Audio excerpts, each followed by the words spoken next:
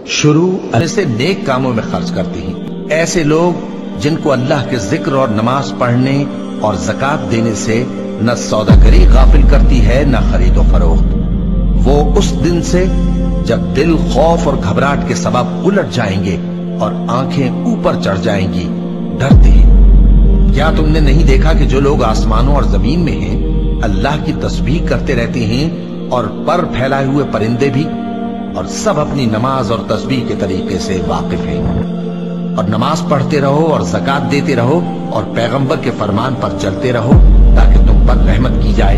ऐ नबी, ये किताब जो तुम्हारी तरफ वही की गई है इसको पढ़ा करो और नमाज के पाबंद रहो।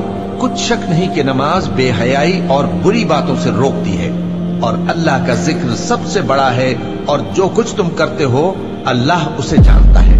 ये वो लोग हैं कि अगर हम इनको मुल्क में हुकूमत दे दें तो नमाज कायम करें और ज़कात अदा करें और नेक काम करने का हुक्म दें और बुरे कामों से मना करें, और सब कामों का अंजाम अल्लाह ही के इख्तियार में है।